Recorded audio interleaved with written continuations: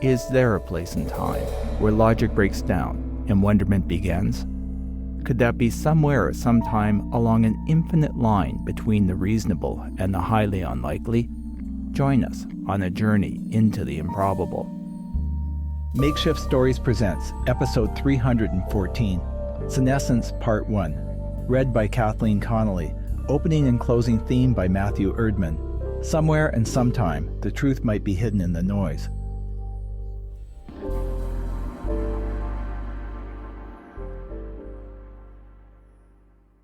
Surya curled her nose at the smell of grease and dust as her eyes danced over the table, littered with the usual garage sale detritus.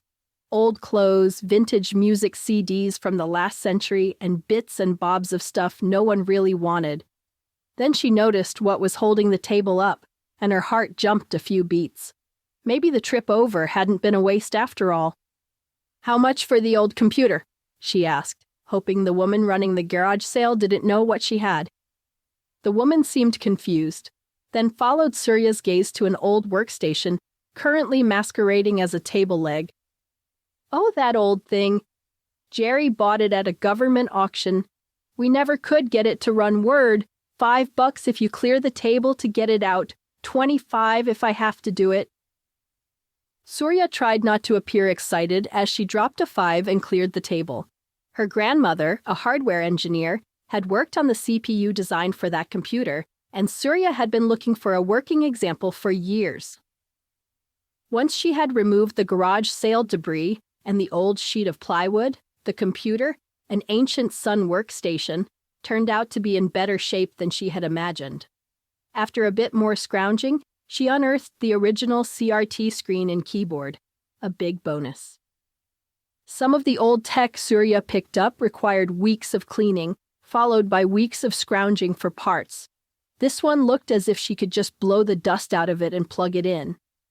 For another $5, the garage saleswoman volunteered her aging male partner to help carry the computer out to Surya's Prius. "Sad to see it go," he lamented. "They said this was a special machine. But I could never figure it out, and we need the space for other stuff now." He hefted the workstation and monitor into the hatchback. Surya drove straight home. After expending 2 cans of compressed air and performing a careful examination, Surya placed her new prize in her basement tech museum, sandwiched between the IBM 5100 and a rare Xerox Alto. Encouraged by her grandmother, Surya had followed in her footsteps, earning an undergraduate degree in hardware engineering. However, her textbooks never mentioned the pioneering work her Nana had been involved in, so Surya had taken on the task of preserving and documenting that history. Now that she had the room and the money, she spent her free time digging through garage sales, looking for forgotten gems like the Sun workstation. With a mixture of excitement and anxiety, Surya's finger hovered over the power button. The CPU inside this workstation represented the pinnacle of her grandmother's career. An innovative RISC processor, a powerhouse in its day but weak by today's standards, it was a rare working example, or so she hoped. But the only way to confirm that was to turn it on. She crossed her fingers. Click. The acrid odor of burning dust met Surya's nostrils. Never a confidence-building sign. However, the smell quickly cleared as the CRT crackled and popped to life. She held her breath, imagining herself as an archaeologist opening a lost tomb. A cursor appeared, disappeared, and reappeared before being replaced by a crude graphic, a few lines of information about the computer, and a command prompt. Surya breathed a sigh of relief, then shut down the system and went out for dinner with a friend. It was 11 when she got back. Buzzing from the evening, she wasn't tired and soon found herself sitting in front of her new acquisition. As the machine booted up, she wondered about its history, who had used it, and for what. She ran her fingers across the old keyboard. It needed cleaning. There was dirt trapped between the keys. Turning it over to shake it out, Surya found a worn asset sticker. She could just make out the worm-like NASA insignia. NASA? Had the workstation been the property of the space agency? Surya's heart raced. Her grandmother had mentioned that the first machine with the new CPU design went to NASA, and she had to modify it for them. She ran a hand across the plastic case, confident this was the one, and wondered what lost stories it could tell. There was a beep. The words "testing memory" followed by "OK" and "type help for more information" appeared on the screen. Excited, Surya put the keyboard down and typed "help," then followed the directions to load a user interface. At first, she was disappointed and thought everything except the operating system had been wiped, but eventually found a hidden folder containing several files. One title jumped out: Voyager 2 Final Transmission. When the file wouldn't open, she tried another titled Probe Status, which turned out to be a text file containing what looked to her like telemetry and readouts. She needed help to confirm. Not trusting the old machine to boot up again, Surya decided to back up the files. However, the only way to do that was to connect the workstation to her local network. There was a risk. She hadn't conducted a thorough search of the operating system, and malicious code could be hidden there, but she convinced herself that it was unlikely. Why would anyone bother? Everything from the Voyager missions was public anyway. Surya found an Ethernet cable stashed away in her box of odds and ends, attached the workstation to her network, and copied the files to her local storage. Following standard data security rules, she still needed an off-site copy, and an old thumb drive she found in a drawer would serve that purpose. Nathan paged through the text that Surya had brought over. An old friend, Nathan, taught astrophysics.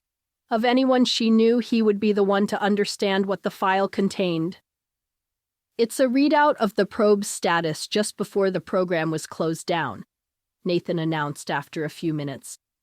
How'd you get hold of this? I checked, and that status report is not part of the mission archives, but there was a lot of controversy and chaos around the cancellation of the mission, so the archives might not be complete. I found it on a drive of an old Sun workstation I bought at a garage sale, Surya explained. It had a NASA asset sticker on the keyboard. The files may have been overlooked when the workstation was disposed of. Someone may not have wanted them released. It might be best that you delete the file. What about the locked one? Even more so. It requires an encryption key to open it. Nathan sat back and closed his laptop. It was definitely not meant for public consumption. That's weird, Surya said, retrieving her thumb drive from Nathan's computer. Well, he sighed, there are people who believe NASA covered something up. Back in 2023, the spacecraft lost contact for several weeks. Then it suddenly started sending data. According to the rumor, the probe was communicating using a system that had been dormant for years. The long and short of it is that the conspiracists believe Voyager 2 found something out there, and NASA hid it. I'm not saying these files are connected. It's just a word of caution that you could be walking into something that might be better to avoid. There are a lot of crazies around who do anything to obtain these files. Delete them, Surya. They don't add to the value of your tech collection. Really? Surya rolled her eyes. I don't take conspiracies seriously. Besides, I want to know what the workstation was used for. I wasn't going to tell you, Nathan admitted. But you'd probably figure it out anyway. The metadata of the encrypted file was in clear text. There's a name. Mark Danforth. Who's Mark Danforth? Don't know. Never heard of him, Nathan admitted. Maybe someone from the operations team? It's been almost 20 years since the program was canceled, but I'd still recommend being discreet if you're determined to track him down. Surya plopped her laptop down on the counter, poured herself a glass of wine, then logged on to read through her mail. An urgent message from her house network security system screamed for attention. Was this you? Connection request from unknown device. The system was overly cautious to the point of annoyance, and Surya was ready to delete the message, but then stopped. A handheld she didn't own had attempted to sign in. She opened the network logs. There had been multiple attempts from the device, the last one only a few seconds ago. A new connection suddenly popped up. Panicked Surya accessed her files and watched in horror as the last week of her life disappeared. Instinctively, she felt for the thumb drive in her pocket, then raced to the basement to disconnect the router. She yanked out the power and network cable and watched the status lights go red, then slumped against the wall, gasping. A minute later, the smell of burnt insulation mixed with plastic drifted past. Surya rushed to the room with her tech museum, frantically looking for the source of the odor. She realized she had left the Sun workstation on. Its screen was blank, but the case was too hot to touch. She ripped out the power cable and hoped she hadn't been too late. Surya rushed upstairs to get her cell phone. Through the front window, she caught a glimpse of a man wearing an old jean jacket walking quickly around the corner of the street. Had he been watching her house? She waited until she was sure he was gone, then called Nathan. "You said you left the machine on," he confirmed. "There could have been a short, maybe debris left by a mouse nest or something that you missed in your cleanup. After all, it was stored in a garage for who knows how long." "Okay, maybe.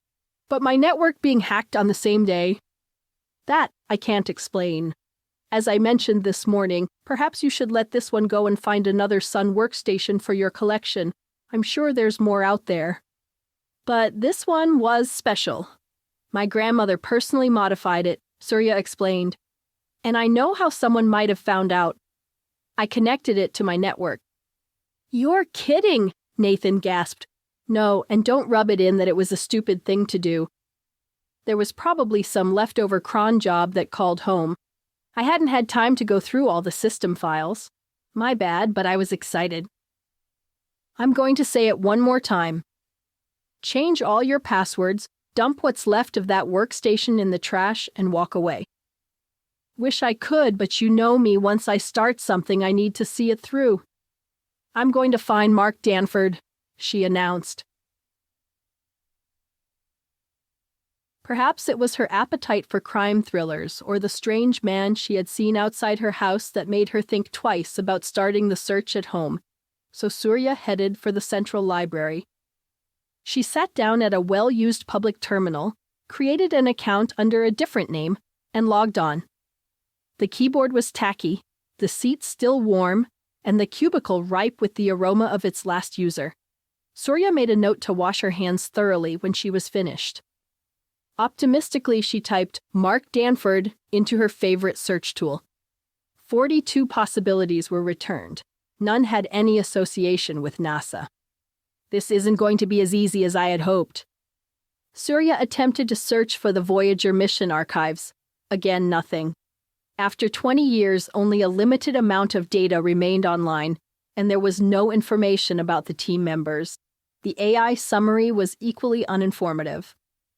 A man in torn jeans and a worn-out denim jacket knocked on the cubicle door, impatiently making a slashing sign and mouthing, "Time's up." Surya checked and held up 5 fingers. The man grunted and leaned against the wall, arms folded, glaring at her. She ignored him, then wondered, was that the same jacket the man on the street by her house had been wearing? She had only glimpsed it for a second. No, she was mistaken. One jean jacket looked like another. You're just letting Nathan's paranoia get to you.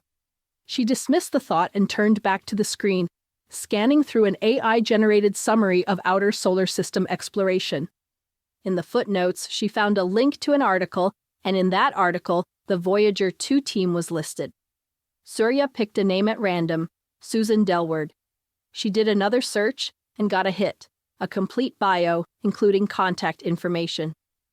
Running out of time, Surya took a picture of the screen with her phone, closed down all the windows and apps she had been using, rebooted the computer and exited the booth, squeezing by the impatient man, catching a faint whiff of stale cigarettes masked by Dior Sauvage aftershave. She found a seat in an empty corner of the reading room, pulled out her phone and stopped. Had it been hacked too? She wondered, changed her mind, pulled out her work laptop and typed a message to Susan Delward. Was there less chance of someone hacking her work account? Surya hoped so. She packed up, missing the man with the torn jeans and worn-out denim jacket, who had followed her to the reading room, watching from the other side. When she opened her laptop the next day, Susan had replied. She remembered Danforth, who had retired just before the mission was closed down, so he wasn't listed in the final team roster. Now in his early 90s, he was in a care center in a Canadian city 500 miles north of Minneapolis. He came down to NASA from a Montreal aerospace company in 1975 to work on the mission, Susan wrote. I think he had family up there. They brought him back when he was first diagnosed with dementia. That was a couple of years after he retired. Below is the contact information for the care center. Surya immediately dialed the number. And who are you? A stern woman on the other end of the phone demanded. A family friend? No, I'm researching an old project Mr. Danforth worked on for NASA. We are very well aware that he claims to have worked there. He tells everyone he meets. Can I talk to him? Surya's heart raced. Mr. Danforth gets confused on the phone, so no, you'd have to interview him in person. However, there's no guarantee he'll understand. He has moments of lucidity, and in between, well, he doesn't know what day it is. Winnipeg's Richardson International Airport had a typical nondescript terminal from the early 2000s, which was now showing its age. Barely understandable announcements in English and French echoed through the arrivals lounge as Surya made her way to immigration. After being cleared, she followed the signs to the baggage area. A man in a blue bomber jacket pushed by her to the carousel, leaving a faint trail of cigarettes and Dior Sauvage in his wake. He retrieved his bag and disappeared into the crowd waiting to go through customs before she placed the distinct mixture of odors. On her way to the taxi stand, Surya caught a fleeting glimpse of the jacket through the airport windows. She turned to look, but it was gone. You're jumpy because of Nathan. No one cares that you're here. You used your holidays to come, she assured herself. Danforth will turn out to be a harmless old man with a bunch of stories about his time at NASA that you can tell Grandma. Outside, Surya hailed an autocab and gave it directions to her hotel in the southwest corner of the city, close to Danforth's care home. With Susan's help, she had pieced together the larger pieces of the man's life. He had been born in this eastern Canadian prairie city, known for its cold winters. He studied engineering before accepting an internship at an aerospace company in Montreal, which at the time had been a NASA subcontractor. From there, he ended up at JPL. First, integrating components his company had made, and then as an employee. Surya was thinking about him as her autocab crossed a bridge over a muddy brown river and wound its way to her Airbnb, a townhome on the riverbank within walking distance of the care center. The care center was in an older brick building that looked to Surya like a converted private school. Its playground was gone, replaced by a housing development, and the main entrance sported a wheelchair ramp. Despite requesting a private conversation with Danforth, the head of patient care had insisted that Surya be accompanied at all times. A nurse escorted her through the dreary beige halls to a common area that had once been the school's cafeteria. It had been filled with reclining chairs and gaming tables. Large flat-screen TVs were mounted on the walls. One was on. A wrinkled bald man with stooped shoulders was mesmerized by it. The screen was tuned to a barely receivable local channel, so the images froze and pixelated as the receiver lost and regained its connection. He insists on watching that, the nurse explained. Mr. Danforth, you have a guest, she said, then left, mouthing good luck. The nurse stationed herself in the corner of the room, pretending to be busy with something or other. Surya had been warned that Danforth might not understand her, might refuse to talk, or might not be able to recall anything at all. Recently, he had caused a disturbance, ranting about patterns in the noise on the TV. He can seem absolutely normal, then turn on a dime, the nurse had warned. He's unpredictable. Try not to let him go down a rabbit hole. He thinks he's being watched. He looks harmless, Surya thought as she approached. Mr. Danforth? The man continued to stare at the faltering TV screen. Mr. Danforth. My name is Dr. Surya Flores. I'm a hardware engineer and tech historian. I'm interested in your work on Voyager 2. Danforth turned away from the screen. There's a pattern, he muttered. 46.754 megahertz, not random. Damn digital TV, no static. It's in the static. 46.754 megahertz. What pattern? Surya asked. In the radiation, he whispered, eyeing the nurse. It's everywhere except digital TV. The nurse glanced up from her phone. Danforth waited until she had lost interest. She thinks I'm crazy. They all do. It's an act, he winked. So they'll leave me alone. They think no one will believe me. Would you believe the insane? So I say what I want. No one cares. Tell me about the interstellar radiation, Surya encouraged, hoping to redirect him. Is that part of the solar wind? Was that something Voyager measured? Not the solar wind. It's the interstellar medium. Past the planets, past the Oort cloud. There's a pattern. In Voyager's data? Yes, he whispered conspiratorially. Now you know too. You'll need to act crazy. They won't come for you then. He shouted, then descended into incoherent muttering. They're here! They know! Surya instinctively drew back, caught off guard by the outburst. The nurse quickly made her way over. I think that you should come back tomorrow, she said, pulling a plastic container out of a pocket. It's time for your pills, Mr. Danforth. Danforth turned away, folding his arms over his chest, refusing to cooperate. Come tomorrow in the morning. He's usually more coherent then, she recommended. The door to her suite was open when Surya arrived back from the care center. Was I so distracted that I forgot to lock it? Hello. Surya edged into the hall. No answer, just the hum of the fridge. The subtle aroma of a heavy smoker wearing cologne lingered in the air, and the couch cushions looked askew, as if they had been pulled up and then hastily replaced. Someone had been in her rooms. Her suitcase was still on the bed where she had left it. In her hurry to get over to the care center, she hadn't bothered to unpack. Surya nervously checked the bedroom and the closets. No one. Then she remembered where she had encountered the scent of the aftershave before, at the airport, and before that at the library. Come on, Surya, Dior Sauvage is about the most popular aftershave on the planet. Maybe maintenance had been in, she rationalized. Surya picked up her cell and called the suite's owner. No, none of my staff were there today, the man on the other end of the call claimed.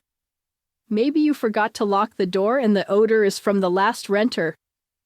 I'll send a housekeeper over to reclean. I've already changed the door code. Surya locked the door from the inside and spent a sleepless night, mind whirling. Nathan might have been right. I should leave in the morning. No, you can't let a few coincidences defeat you. It's all in your mind. The thoughts circled each other until the sun rose again over the oak and elm trees that lined the lazy river outside. When she arrived back at the care center the next morning, Surya was tired and anxious. A large male orderly escorted her through halls, infused with the lingering aroma of bacon from the morning's breakfast, to the common room. A group of residents in one corner were playing cards on a table placed over a worn spot in the carpet. A few wall screens were on, tuned to local channels. No streaming services, Surya noted. Danforth was sitting alone at a games table, staring into space. There he is, her escort said, positioning himself within earshot, before busying himself with his phone. Mark, I've brought something for you. Surya placed her laptop on the table. He followed as her fingers danced across the keyboard until a window opened. Not the right thing, he dismissed. I need data. He looked away into empty space. Okay, it's not what you're hoping for, Mark, but can you tell me what it is? Please take another look. He turned back and leaned forward. Recognition spread across his face, and his demeanor changed. A status report. Voyager 2. His eyes questioned her. I found it on a workstation I bought at a garage sale. I collect old tech, Surya explained. There were 2 files on the drive. I found your name in the metadata of one. She glanced at the orderly, who had stopped what he was doing to listen. The constant monitoring was annoying, and she worried it would keep Danforth from opening up. The staff were skeptical of his rantings about space missions, and she got the feeling they hadn't entirely believed her either. We're a long way from Pasadena, California, Dr. Flores, the care center administrator pointed out when Surya had first arrived. It's not uncommon for a patient to confuse childhood dreams for actual experiences. In the 1960s, many young children fantasized about a career in the space program. But we're in Canada, and the reality was, slim, Surya added. However, Mark was one of the few.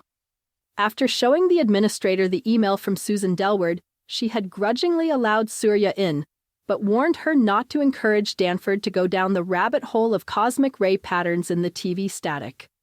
Mark scanned the report. Voyager 2. Could have continued. Budget cuts. That's what they claimed. But wasn't the reason. It was the data. Couldn't let that get out, could they? Danforth's voice rose. The orderly started to get up. Mark, is that when you left NASA? Surya steered him away from the edge he was about to fall over. He nodded. I retired before the program was cut. Where's the other one? Surya waited until the orderly sat back and resumed flipping through screens on his phone. She clicked on Voyager 2 Final Transmission, and a window popped up demanding a password. Can I use your computer? Danforth asked. Surya glanced at the orderly. The big man was still distracted. Absolutely. She positioned the laptop in front of him. Danforth reopened the status report, scrolled to the last table, copied something. The checksum, he muttered, then pasted it into the password field, typed several more characters, and hit return. The locked file opened. My back door. He grinned conspiratorially. The checksum from the previous message and my birth date. He frowned. What is it? Surya asked. Is there a problem with the file? Raw data. Danforth gasped. Voyager's last gift. I need to find the pattern. Danforth suddenly gripped Surya's laptop with both hands and pulled it toward him, eyes pleading. Surya went to grab the machine back, but stopped herself. The orderly was glaring at them. He wants to borrow it to see if he can remember how to do some calculus problems, she lied. Is that okay? The orderly held up a finger, then called someone on his cell phone.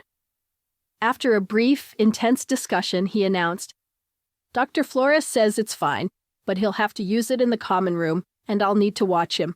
I'll take it away at the first sign of agitation, he warned. I'll give it back when I'm finished. I won't damage it, Danforth promised. Surya hesitated. Finding out what was in the data seemed the logical way forward, and Danforth was the most coherent he had been since she met him. Okay, she agreed. The man dove into the data so obsessively that Surya wondered if she might have made a mistake. She watched as Danforth's fingers danced across the keyboard, oblivious to the world around him. I'll go for lunch and be back in the afternoon to see how you're doing, she volunteered, guessing the man wouldn't talk to her until he was finished with the file. The only place to eat within walking distance of the care center was a donut shop with a man's name in cursive red letters. Surya had never heard of the chain. There was a lineup at the drive-thru, but the restaurant was empty except for her. The place smelt of deep frying and bitter coffee. She placed her order with a disinterested teenager wearing a hairnet who motioned her to a pickup window at the other end of the display case. Surya wrapped her arms around her chest to ward off the chill of the air conditioning and went there to wait. Ignoring her, The hairnet boy and 2 other teens ran back and forth, serving the drive-thru. Finally, her order arrived, and she chose a table near the plate glass windows with a view of the parking lot. She had just taken the first bite of her lunch when a man wearing a blue bomber jacket entered. He glanced in her direction, then ordered a takeout coffee. The coat seemed familiar. She was sure she had seen it at the airport. He paid, picked up his order, and went out of his way to walk by Surya before leaving, dropping a folded piece of paper on her table. "Sir!" she called out, but the man was already gone. Surya sniffed the air. Dior Sauvage? Her heart skipped a few beats. That was just too many coincidences. Surya eyed the paper anxiously, and when she thought no one was looking, unfolded it. "Let sleeping dogs lie. Go home." She checked out the window. A black SUV squealed out of the parking lot, and a shiver ran up Surya's spine. Suddenly, Danforth's incoherent raving didn't seem so out there, and Nathan's warning had been right. "You should leave," Surya told herself. Her cell buzzed. "Hello? It's Dr. Chomsky from the care center. Danforth is having an episode. He's demanding to see you. If you can come back, I think it will help calm him down." Instead of the common room, an orderly escorted Surya to a small office. Inside, it was sparsely furnished and reeked of cleaning fluids. There was a grated window at one end, and Danforth was seated in a chair, staring out into the distance. "Mark?" Surya leaned on the wall beside the window. I tried to tell them. They didn't listen. Think I'm crazy. Told me to take the pills. I refused. They dull my mind. I need to keep sharp. So they took it away. I couldn't confirm the result. I told them I need the computer to confirm the results. They threw me in here. I asked for you. "I came as fast as I could, Mark. The staff took my computer away?" Yeah, I needed it. I need to confirm. Confirm what? Surya asked. The high-energy particles. I didn't want to do it. Do what, Mark? Tell me what's got you so worked up, and I'll try to get the laptop back. Danforth got up and paced, running a hand through his hair, taking deep breaths to calm himself. They made me update Voyager to encode specific data from the cosmic ray subsystem. The pattern, it's a secret. "Mark, keep focused. Why did they want you to do that? Can't have this leaking out," they said. "Focus, Mark," Surya encouraged. No one understands. They cut the program, Danforth screamed. They just cut it, turned it off, didn't want it confirmed, and told me to shut up. And there's so little time left. Danforth's eyes were wild. White surrounded his irises. Surya wasn't sure if he was going to leap at her or make an earth-shattering revelation. She edged away. Mark, listen to me. Take a breath. You're not making sense." Danforth appeared to gain control. His eyes narrowed and concentrated. Cosmic radiation. The encoded file. It was the last measurement. They come in waves, getting bigger and bigger. We needed more data. They made me encode it, then canceled the damn program. No, can't have that leaking out. I don't understand what you're getting at, Mark. The last transmission, the data, confirms it. It's exponential, doubling, tripling, quadrupling. Do you know what that means? Surya shook her head. They're getting bigger, more powerful, and further apart. And there's something else. Something else hidden in the cosmic radiation. I didn't have time. They took the computer away. Guess I was yelling about it ending all life on the planet. They think I'm crazy, but I'm not. Wait, why do you think all life is going to end? Surya asked. The new data confirms it. A massive wave of radiation. It will sterilize the planet. It's coming. Are you sure? Surya gasped. I don't know. Maybe. Probably. I need your computer. I need to run the numbers again. Surya knocked on the door. Orderly. Dr. Chomsky motioned Surya to sit. I'd like my computer back, she demanded. So you can give it to Mr. Danforth? I'm not sure that would be advisable. It appeared to trigger his recent event, Chomsky explained. He feels bad about the outbreak. He says he's willing to take his meds if he's allowed to finish up with the computer. He feels bad about the outbreak. He says he's willing to take his meds if he's allowed to finish up with the computer. He really likes working on math problems. They help him focus. Surya wasn't sure what she would do if Chomsky refused. I'll stay with him this time. I'll stay with him this time. Chomsky studied her, considering. This will be your last chance, and the orderly sits right beside the two of you. But at the first sign of agitation, if you don't take it away, the orderly will. I won't let you back in here if that happens. Understood? Understood, Surya agreed. Chomsky unlocked a drawer in her desk, then looked confused. It's gone. Your computer's gone. To be continued.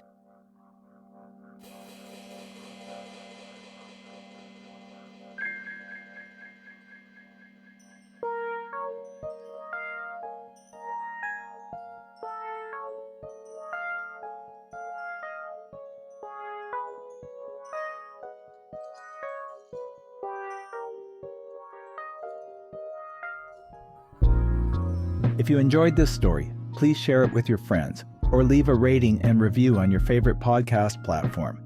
Your support helps new listeners find us and keeps the podcast going. If you'd like to connect with us, please email makeshiftstories@gmail.com or visit our website at makeshiftstories.com.